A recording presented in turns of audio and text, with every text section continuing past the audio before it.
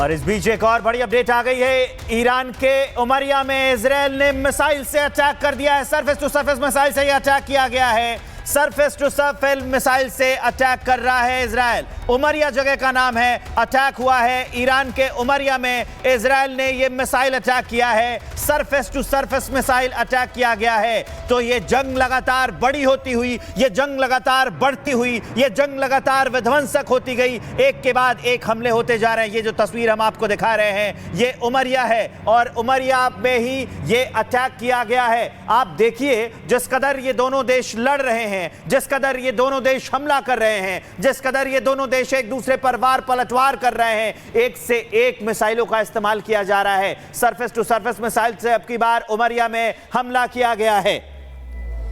और एक और बड़ी खबर आपको बता दें, ईरान की खुर्रमाबाद में इजराइल ने ड्रोन अटैक किया है। बड़ी जानकारी, खुर्रमाबाद में ईरान ने 4 ड्रोन को इंटरसेप्ट किया है।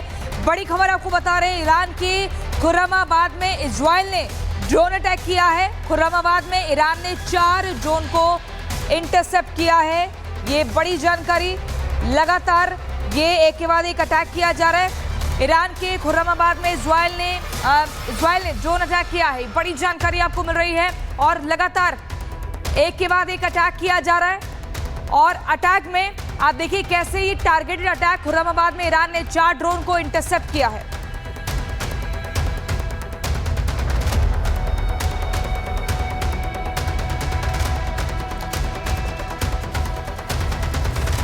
तो पूरी दुनिया जो है वो अब युद्ध के कगार पर पहुंच गई है। मिडिल ईस्ट की रेत में जंग का ज्वालामुखी फूट पड़ा है और इस बार मिसाइलें हैं, टारगेट है, बड़े बड़े टारगेट हैं। इजराइल के किए गए हमले का ईरान ने जवाब दिया है। मिसाइलों से लगातार हमले किए हैं। फिर इजराइल ने परमाणु ठिकानों पर पलटवार कर दिया और अब इस संघर्ष में खून, बारूद और आसमान में लगातार मिसाइलें गरज रही हैं, बरस रही हैं। खामनेई ने कहा है कि हम नहीं बख्शेंगे। उधर खामनेई खुद टारगेट पर हैं। नेतन्याहू खुली जंग की धमकी दे चुके हैं, खुले जंग का ऐलान कर चुके हैं और अमेरिका भी अब मैदान में आ चुका है।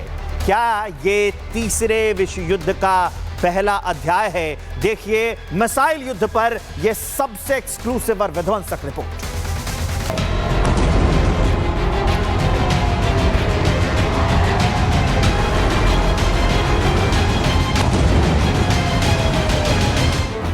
मिडिल ईस्ट की रेत में मिसाइल और ड्रोन से बारूदी बारिश हो रही है। बारूद की गंध तेल अवीव से तेहरान तक फैल गई है। धरती कांप रही है और आसमान आग उगल रहा है। ऑपरेशन ट्रू प्रॉमिस 3 के नाम से ईरान ने इजराइल पर कहर बरपाया। 200 से ज्यादा मिसाइलें इजराइल की ओर दागी। तेल अवीव में तबाही के साथ रेड अलर्ट के सायरन बजने लगे।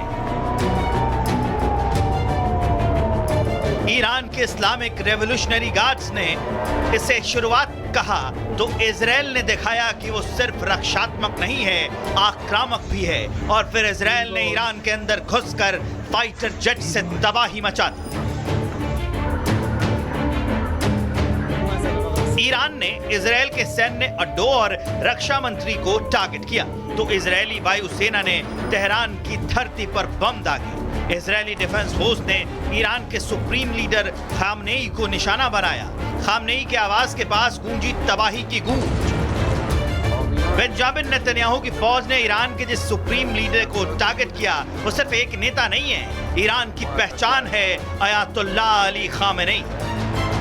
और जब इजराइल ने उसके घर के पास हमला किया तो पैगाम सिर्फ एक था, हम अब सिर्फ सेना या न्यूक्लियर साइट पर हमला नहीं करेंगे, अब सत्ता की नसों को काटेंगे।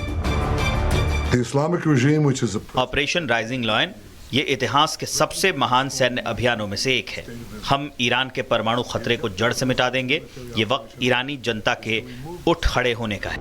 आईडीएफ ने तेहरान में खामेनेई के निजी कंपाउंड के करीब मिसाइलें दागी। ये सिर्फ हमला नहीं, एक क्लियर पॉलिटिकल मैसेज था।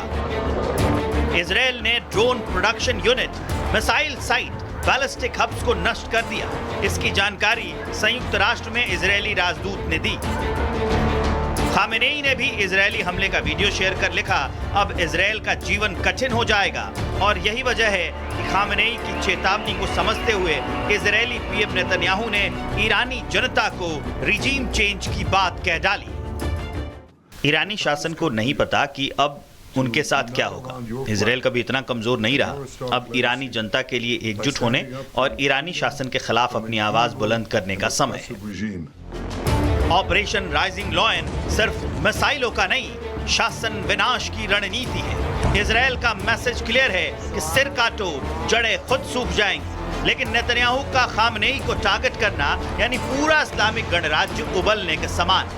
अब ये सिर्फ सैन्य हमला नहीं रहा, ये बन गया है मजहबी और राजनीतिक संघर्ष का विस्फोटक कॉम्बो।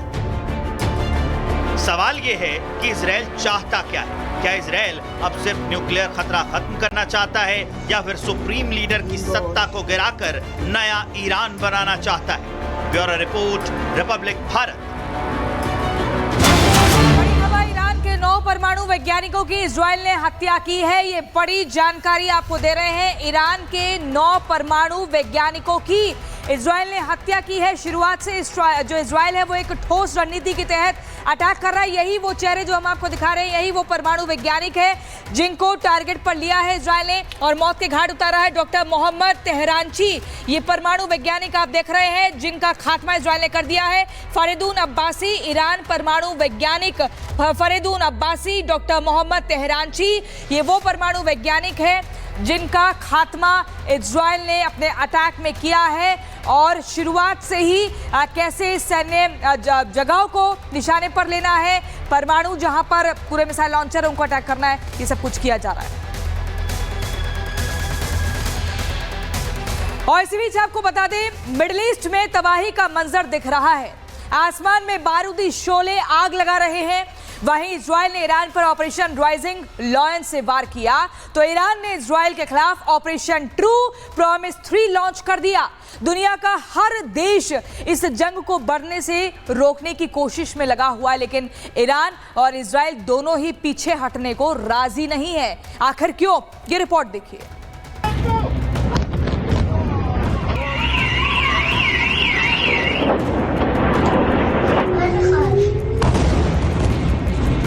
मिडिल ईस्ट में ईरान और इजरायल की अदावत खूनी हो चली है। नेतन्याहू ने ऑपरेशन राइजिंग लॉयन से ललकारा तो खामनेई ने ऑपरेशन ट्रू प्रॉमिस 3 से यलगार बोल दिया, जिसकी वजह से दोनों देशों के बीच तनाव पहले संघर्ष और अब जंग में बदल चुका है। ईरान के राष्ट्र प्रमुख खामनेई ने अब इजरायल को लास्ट वार्निंग दे दी है। ईरान की इजरायल को वार्निंग, इजरायल ने जंग छेड़ दी है। ईरान अपनी कड़ी सुरक्षा करेगा, इजरायल को बख्शा नहीं जाएगा। ईरान इजरायल के हमलों का कड़ा जवाब देता रहेगा। हमले के दोषी मारे जाएंगे। इजरायल अपने अंजाम के लिए तैयार रहे। इजरायल ईरान की इस जंग के बीच 2 इजरायली नागरिकों की जान जाने की खबर है, जबकि कई लोग घायल बताए जा रहे हैं। ईरान के हमले में ग्रेटर तेल अवीव की कई इमारतें ध्वस्त हो गई हैं। इधर इजरायल